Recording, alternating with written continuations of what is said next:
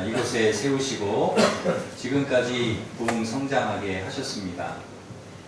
그리고 앞으로도 부흥하고 성장하게 하실 줄 믿습니다. 교회는 성령의 역사와 함께 시작이 되었습니다. 성령께서 함께 하시지 않으면 교회는 세워질 수도 없고 또 성장할 수도 없습니다. 성령의 역사가 일어날 때 교회가 세워지고 또 성장하게 되는 것이죠. 오순절 마가의 다락방에 120명의 성도들이 모여서 뜨겁게 기도할 때 성령이 불같이 임했습니다. 방언이 터지고 성도들 모두가 성령의 능력을 받게 되었습니다. 그래서 교회가 세워진 것입니다. 성령의 역사하신 가운데 교회가 세워지고 교회의 역사는 곧 성령의 역사입니다. 교회가 그냥 세워지는 것이 아닙니다. 하나님께서 성령을 통해서 성도들을 역사하셔서 성도들에게 성령을 부어주셔서 교회를 세우시고 교회를 성장시키는 것이죠. 사도행전 2장에 나오는 초대교회를 보면 성령의 임재 이후에 놀라운 성장과 부흥이 일어났던 것을 볼 수가 있습니다. 어떻게 이렇게 폭발적인 그런 부흥과 성장이 일어나게 되었는가? 정말 초대교회 이 당시에 있었던 그런 부흥만큼 그렇게 부흥하고 교회가 성장한 적이 없었거든요. 어떻게 이 초대교회 부흥과 성장이 가능했을까? 오늘 말씀을 통해서 찾아보고 함께 은혜를 나누고자 합니다.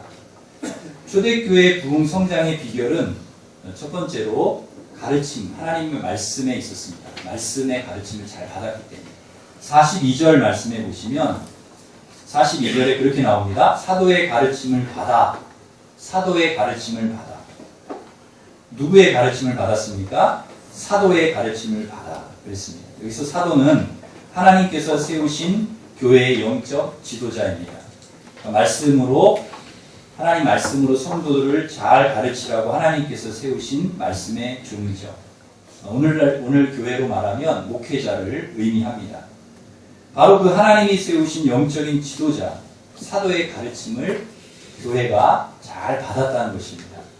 이것은 사도 개인의 가르침이 아니라 공적인 가르침, 곧 하나님의 말씀, 하나님의 말씀을 가르치는 것을 말합니다. 그러니까 이 사도들이 성도들에게 하나님의 말씀, 하나님께서 성도들에게 주신 이 공적인 말씀, 이 하나님의 말씀을 계속 가르쳤다는 거예요. 이게 바로 사도의 사명, 목회자의 사명, 영적 지도자의 사명입니다. 가르치는 것이죠. 우리 성도들을 하나님의 말씀, 하나님의 뜻이 어디 있는가? 이 시대에 하나님께서 우리 성도들을 향하신 하나님의 뜻이 어디 있는가? 하나님의 마음이 어디 있는가를 알아서 그것을 가르치는 거죠. 반면에 우리 성도들의 사명은 하나님의 말씀을 잘 그 가르침을 받는 겁니다. 여러분은 그 가르침을 잘 받으셔야 돼요. 이게 하나님의 뜻이구나. 그러니까 하나님께서 세우신 말씀의 종, 목회자를 통해서 하나님이 말씀을 선포해 하실 때 여러분이 그것을 잘 깨닫는 것도 여러분의 사명이라는 거죠. 이게 하나님의 뜻이구나. 이게 하나님의 마음이구나. 이 시대를 하나님이 내가 이렇게 살아가기를 하나님이 원하시는구나 하는 그런 그 말씀에 대한 가르침을 여러분 잘 가르침을 받으시기를 바라고 또 깨닫기를 바랍니다. 여러분, 학생은 선생님 가르침 잘 받아야 되죠.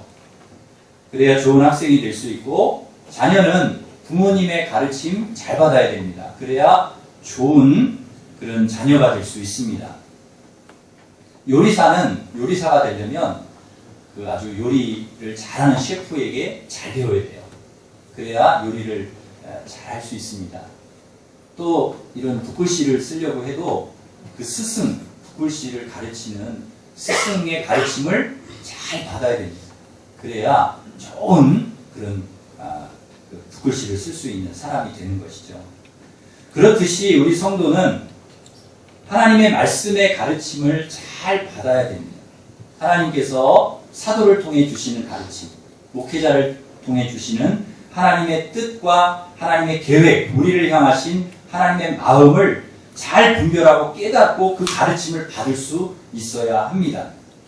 그래야 여러분 믿음이 성장하고 여러분의 인격이 성장하고 여러분이 건강하고 정말 바른 삶을 이 세상에서 살아가게 되는 줄 믿습니다. 그래서 우리 성도들의 성숙과 성장은 어디에 있느냐? 그 비결이 어디 있느냐? 말씀을 얼마나 우리가 잘 받아들이느냐? 말씀을 얼마나 우리가 잘 깨닫느냐? 하나님의 뜻을, 말씀 속에서 우리에게 가르쳐 주시는 하나님의 뜻을 얼마나 잘 분별하느냐? 거기에 따라서 우리의 신앙이 성장한다. 우리의 믿음이 자란다는 거죠. 여러분, 암만 가르치고, 암만 그래도요, 여러분이 이게 깨닫지 못하면 안 된다는 거죠. 하나님의 뜻을 모르고, 하나님의 계획을 모르고, 하나님 마음을 모르면은 우리가 그리스도의 장성한 분량에까지 자라날 수가 없다는 거죠. 여러분, 말씀을 들을 때마다 여러분 잘 깨닫는 지혜가 있으시기를 바랍니다. 이처럼 목회자는 잘 가르쳐야 되고 우리 성도들은 가르침을 하나님 말씀을 잘 받아야 합니다.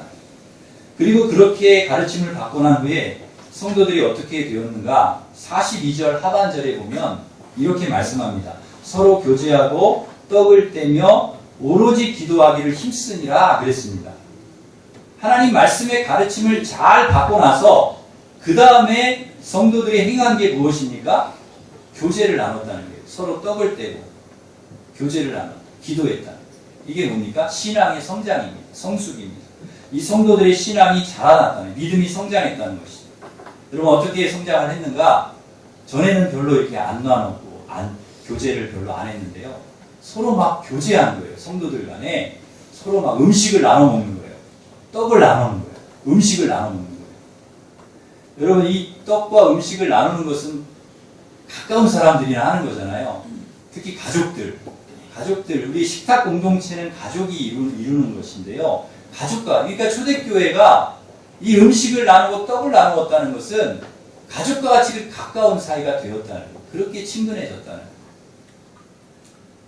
밥만 같이 먹은 게 아니고요. 44절에 보니까 모든 물건을 서로 통용하고 물건을 같이 사용했다는 거죠. 그 다음에 45절에 재산과 소유를 팔아 각 사람의 필요를 따라 나눠주었다. 그러니까 식탁 공동체 같이 음식을 나누고 그런 것만이 아니라 물건도 나누고 또 소유도 나누고 이렇게 나누었다는 것입니다.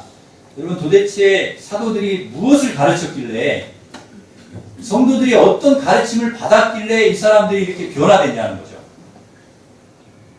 어떻게 해서 이렇게 나누기 시작하고 어떻게 해서 이렇게 음식도 나누고 사랑하고 또 자기의 소유도 나누면서 이렇게 변했냐는 거죠.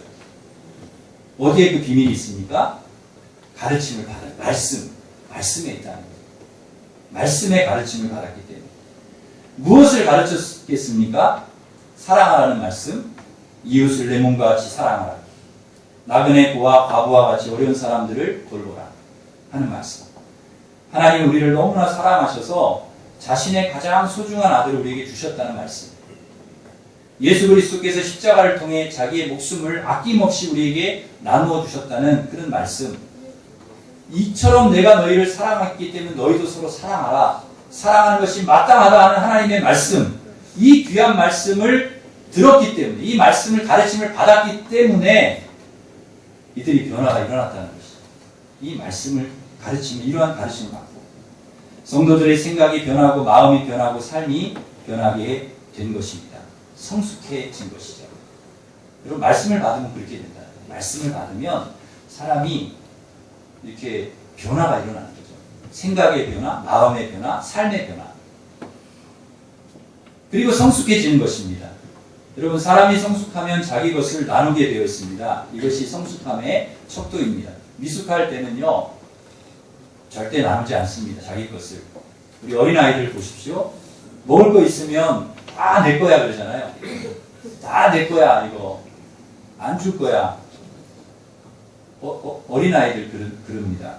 그리고 절대 안 주려고 합니다. 누구 좀 주자 그러면 막 울어버립니다. 안 줄 거야 그리고. 그런데 조금만 더 성장을 하면 나눠줍니다. 주고. 그리고 어른도 마찬가지죠. 미숙한 사람은 자기밖에 모르고요. 자기 욕심만 챙기려고 합니다. 다른 사람을 생각하지 않습니다. 그러나 성숙한 사람은 마음이 넓어져서 다른 사람을 생각합니다. 배려합니다. 그리고 뭐 좀 줄 게 없는가를 생각합니다. 부족한 것이 있으면 나누려고 한다는 것이죠. 우리 성도들도 마찬가지입니다. 하나님의 말씀의 가르침을 받아서 우리가 성숙해지면 자연적으로 예수님의 마음이 우리 안에 들어와서 예수님이 우리에게 모든 것을 다 나눠주셨듯이 자신의 생명을 다 나눠주셨듯이 자꾸 같이 나누려고 한다는 거죠. 먹는 것도 나누려고 하고 또 다른 것도 나누려고 하고 은혜도 나누고 사랑도 나누고 기쁨도 슬픔도 물질도 은사도 자꾸 다 나누려고 한다는 것입니다. 여러분 먹는 것도 너무 혼자 드시지 마시기를 바랍니다. 오래 계속 혼자 드시면 오래 계속 살 많이 찌시고 또 계속 아프시고 그럴 수 있으니까요. 그래서 자꾸 고인물이 썩지 않습니까? 나누고 흘려보내는 물이 썩지 않듯이 여러분 우리도 그렇습니다. 내가 자꾸 나누면 그 우물물도 그 나누지 않고 고여있으면 그 썩거든요. 근데 자꾸 풀면은 거기서 샘물이 솟아나는 것처럼 여러분 자꾸 나누고 사랑도 나누고 은혜도 나누고 하나님 주신 게 있으면 자꾸 나누면 하나님께서 더 좋은 것, 더 깨끗한 것, 더 많은 것 여러분에게 주실 줄 믿습니다. 주님께서 우리에게 자신의 생명까지 다 나누어 주셨던 것처럼 초대교회가 그랬다는 거예요. 다 주님이 나에게 나누어 주셨는데 우리도 가진 거 있으면 좀 나누자. 그래서 나누는 거예요. 가르침을 받고 난 후에 나누었다는 것입니다. 음식도 물건도 물질도 다 그렇게 성숙하고 성장한 교회가 되었다는 거예요. 사랑하는 성도 여러분, 초대교회처럼 여러분 말씀의 가르침 잘 받으셔서 함께 성숙한 성도가 되어서 아름다운 것들을 잘 나눌 수 있기를 간절히 바랍니다. 두 번째로 가르침을 받고 난 후에 성도들이 어떻게 되었습니까? 42절 하반절에 보시면 오로지 기도하기를 힘썼다 그랬습니다. 가르침을 받고 난 후에 기도하기를 힘썼다는 거예요. 여러분 가르침, 하나님 말씀을 우리가 가르침을 받으면 기도하게 되어 있습니다. 막 기도하고 싶은 거예요. 기도가 중요하다는 것을 알게 되기 때문입니다. 그래서 기도하는 것입니다. 여러분 회사에서도 중요한 일이 있으면 그 중요한 결제할 것이 있으면 누구에게 맡아야 되는가? 그 회사의 가장 높은 분한테, 회장님한테 결제를 맡아야 됩니다. 회장님께서 마지막에 사인을 딱 해야 되는 거죠. 항상 뭐든지 회장님에게 상의해서 중요한 것일수록 그렇게 결제를 맡습니다. 결정권이 회장님에게 있기 때문이죠. 여러분 집에서는 누구에게 상의를 항상 해야 됩니까? 네, 우리 집 아이들 보니까 엄마하고 상의를 많이 하죠. 엄마, 뭐든지 엄마. 하여튼 저를 찾는 경우는 거의 드물고요. 하여튼 무슨 일 있으면 엄마하고 상의를 많이 하더라고요. 그래서 제가 내가 이렇게 힘이 없으면 안 되는데 그런 생각 간혹 할 때가 있는데요. 그래도 정말 중요한 일이 있잖아요. 그러면 저하고 상의를 해야 됩니다. 제가 허락을 해줘야 돼요. 안 그러면 안 됩니다. 그러니까 엄마랑 아이들이 상의를 하다가도 엄마가 생각할 때 야 이거는 너희들끼리 안 돼. 이거 아빠의 허락이 있어야 돼. 그러면 꼭 아빠한테 허락을 맡으라 그래요. 그럼 저한테 와서 상의를 하고 이제 제가 허락해 줄 일이 있으면 허락해 주고. 결정권이 누구에게 있느냐? 아빠에게 있는 거예요. 여러분 우리 장로님들 우리 남자 우리 성도님들 집사님들 결정권이 여러분에게 있다는 거 여러분 아시고 절대 기죽지 마시기를 바랍니다. 아멘들을 안 하시네요. 적어도 하나님께서 가정의 머리로 세우신 분들은 우리 아버지들이다. 가장이다. 그래서 모든 결정권 그리고 상의를 아버지에게 해야 됩니다. 여러분 나라 일도 그렇습니다. 중요한 일일수록 반드시 누구와 상의를 해야 되느냐? 대통령과 상의를 해야 됩니다. 그리고 허락을 받아야 됩니다. 이번에 그 일본과 오랫동안 이렇게 그 줄다리기를 해오던 정신대 문제가 극적으로 타결이 되었습니다. 이 외교부 장관 혼자서 한 일이 아니고요. 반드시 대통령이 사인을 해야 돼요. 그렇게 해라. 이렇게 해야 그게 결정이 되는 거거든요. 반드시 그렇게 해야 됩니다. 반드시 상의하고 허락을 받고 실행에 옮기는 것이죠. 여러분, 기도가 그렇다는 거예요. 기도가. 내가 혼자 결정해서 처리하지 않고 내 인생을 인도하시고 주관하시고 이끌어 가시는 하나님과 상의를 해야 된다는 거예요. 하나님께 물어야 된다. 하나님과 끊임없이 상의하고 묻고 허락을 받고 그리고 움직이겠다. 그게 바로 기도라는 것입니다. 모든 일을 다 그렇게 하는 거예요. 모든 일을. 내 삶에 일어나는 모든 일을 내가 기도하면서 하나님께 내가 상의하고 하나님께 묻고 그리고 내가 하겠다. 이게 성숙한 사람이 하는 일이라는 거예요. 믿음이 성숙하지 않으면 절대 그렇게 할 수가 없습니다. 믿음이 성장하지 않으면 안 된다는 거예요. 믿음이 없는데 어떻게 우리가 하나님을 찾을 수가 있겠습니까? 하나님 의지하지 않는다는 거죠. 혼자 하려고 하지 하나님 도우심을 구하지 않습니다. 기도하지 않습니다. 그러나 믿음이 있는 사람일수록 말씀을 통해 가르침을 받고 믿음이 생긴 사람일수록 하나님을 찾고 하나님을 의지하고 하나님께 기도하는 줄 믿습니다. 여러분이 믿음이 생기면 그렇게 할 수밖에 없다. 다윗을 한번 보십시오. 왕이잖아요. 대단한 사람입니다. 힘 있는 사람입니다. 그런데 그가 어디에 힘썼냐? 기도에 힘썼다는 거예요. 다윗 한번 보세요. 그 시편 보십시오. 다 기도입니다. 다 기도. 어려울 때마다 계속 기도하는 거예요. 그가 무슨 국정을 운영하는데 막 이렇게 하는데 거기에 힘썼다. 물론 거기에 힘썼겠죠. 그러나 다윗을 보면 그가 얼마나 기도한 사람이었는가를 우리가 알 수 있습니다. 그 어떤 기도를 했습니까? 오직 주만 바라봅니다. 나는 연약합니다. 주님 도와주십시오. 그런 기도를 했단 말이에요. 그 위대한 왕 다윗이요. 힘 있는 사람이 주님만이 나의 반석, 나의 요새, 나의 구원이십니다. 나의 힘이 되신 영원. 내가 힘이 있습니다. 내가 어떻게 이런 얘기 한 적이 없어요. 오직 주님만이 나의 힘이시고 능력이시고 주님이 나의 산성이십니다. 주님이 도와주셔야 됩니다. 오직 주님만 바라봅니다. 나를 구원해 주시고 건져 주시고 수렁에서 끌어주실 분은 주님밖에 없습니다. 나에게 달려드는 모든 대적들에게서 구원해 주실 분은 주님밖에 없습니다. 이런 고백을 하는 거죠. 그런 기도를 하는 거예요. 다윗이. 여러분 믿음이 없어서 그렇게 기도하는 게 아닙니다. 믿음이 있기 때문에 그렇게 기도하는 거죠. 하나님께서 도와주시고 지켜주실 것을 믿기 때문에 하나님께서 그 깊은 수렁에서 건져주실 것을 모든 원수들에게서 구원을 얻게 해주실 것을 믿기 때문에 우리의 인생길 우리는 내일을 알 수 없지만 하나님께서 우리의 내일을 아시기 때문에 우리를 선한 길로 인도해 주실 것을 믿고 하나님을 의지하면서 기도하는 것입니다. 여러분에게 이 믿음이 있기를 바랍니다. 올 한 해 여러분 어떻게 살아가시랍니까? 하나님과 상의하면서 사시기를 바랍니다. 뭐든지 하나님 상의하고 하나님께 묻고 하나님 도우심을 구하고. 예수님 믿음이 없어서 기도하셨습니까? 믿음이 없어서 새벽마다 밤마다 기도했습니까? 겟세마네 동산에서 눈물을 흘려가면서 그 땀방울이 핏방울 되면서까지 그렇게 기도하신 것이 믿음이 없어서 그랬냐는 거죠. 하나님 믿기 때문에 기도하는 이 믿음 때문에 기도하는 거예요. 여러분이 믿음이 있다면 우리도 기도해야 합니다. 하나님께 끊임없이 묻고 하나님께 우리의 내일을 주님께 맡기고 의지하고 기도해야 돼요. 이것이 우리가 사는 길이고 우리의 올 한 해가 성공하는 길인 줄 믿습니다. 아멘. 사랑하는 성도 여러분 하나님의 말씀의 가르침을 잘 받고 기도하는 믿음의 사람들이 되시기를 바랍니다. 아멘. 적당히가 아니라 다윗이 기도에 올인했던 것처럼 여러분 기도에 올인하시기를 바랍니다. 아멘. 하나님께서 여러분의 기도를 들어주시고 여러분을 구원해 주시고 도와주시고 깊은 어려움과 수렁에 있다 할지라도 건져주시고 반석 위에 세워주시고 가장 선하고 좋은 길로 인도해 주실 줄 믿습니다.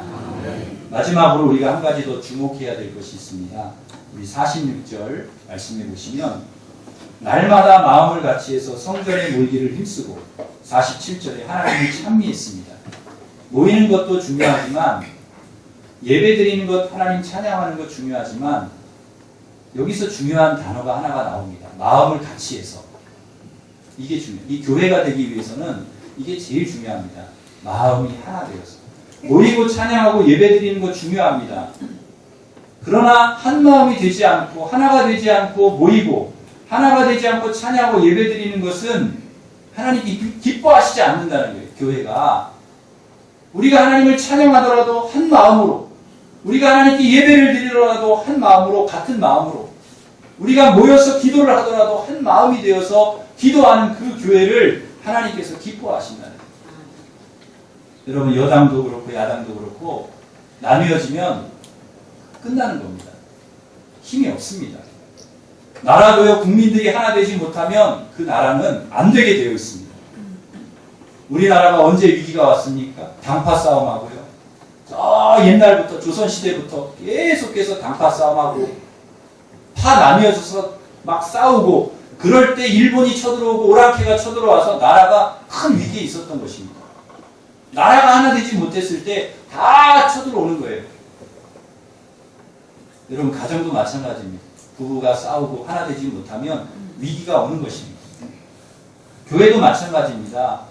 교회가 우리가 하나 되어서 기도를 하더라도, 예배를 드리더라도, 찬양을 하더라도, 봉사를 하더라도 하나 되지 않으면 안 된다는 거예요. 교회의 힘이 어디 있습니까? 하나됨에 있습니다. 날마다 마음을 같이 하여. 여러분 보십시오. 날마다 마음을 같이 하여. 이게 중요한 교회는. 정말 교회에 힘이 있으려면 우리 성도들이 날마다 같이 마음이 하나가 되어 같이 기도하고 같이 예배드리고, 이게 교회의 힘이라는 거예요. 여러분, 교회가 교인이 많다고 그 교회가 힘이 있는 것입니까? 교회가 재정이 많다고 건물이 크고 좋다고 해서 그 교회가 힘이 있는 것이 아니라는 것입니다. 교회의 진정한 힘은 어디에서 오느냐? 하나 되어서, 온 성도가 마음이 하나 되어서 하나님을 섬기고 하나님을 사랑하고 예배할 때 그 교회가 힘 있는 교회인 줄 믿습니다. 사랑하는 성도 여러분, 저는 우리 일심교회가 하나 되기를 간절히 소망합니다. 이것은 저의 소망이 아니라 하나님의 소망인 줄 믿습니다. 우리 모든 성도들이 한 마음이 되어서 마음을 같이 해서 같이 모이기를 힘쓰고, 같이 기도하기를 힘쓰고, 같이 나누기를 힘쓰고, 사랑하기를 힘쓰고, 예배하기를 힘쓸 때 하나님께서 우리 교회에 진정한 부흥을 일으켜 주실 줄 믿습니다. 초대교회가 그렇게 부흥돼요. 여러분 47절 말씀해 보시면 그렇게 말씀합니다. 온 백성에게 칭송을 받으니 주께서 구원받는 사람을 날마다 더하게 하시니라. 마음이 하나 돼. 말씀을 가르침을 받고요. 말씀을 받고 믿음이 성장해서 하나가 되어서 기도하고 모이고 예배드리고 그랬더니요, 날마다 구원받는 사람이 더해졌다. 부흥했다는 거예요. 우리 교회가 바라봐야 돼. 우리 교회가 나아가야 될 방향이 바로 이 말씀 속에 있는 줄 믿습니다. 이제 말씀을 맺겠습니다. 하나님, 우리 교회가 부흥하고 우리 성도들의 신앙이 성장하기를 하나님 원하십니다. 우리가 어떻게 하면 부흥하고 성장할 수 있을까요? 하나님의 말씀을 여러분 사모하시고 가르침을 잘 받으시기를 바랍니다. 그리고 마음이 하나 되시기를 바랍니다. 하나 되어서 함께 사랑을 나누고 함께 기도하고 모이기를 힘쓰고 하나님을 찬양하고 예배하시기를 바랍니다. 그러면 반드시 하나님께서 우리 성도들의 믿음을 성장시켜 주시고 우리 일심교회를 크게 올 한 해 부흥시켜 주실 줄 믿습니다. 여러분이 부흥의 주역이 되시는 그런 한 분 한 분 하나님의 종들 되시기를 주님의 이름으로 축원합니다. 기도하겠습니다. 하나님 아버지,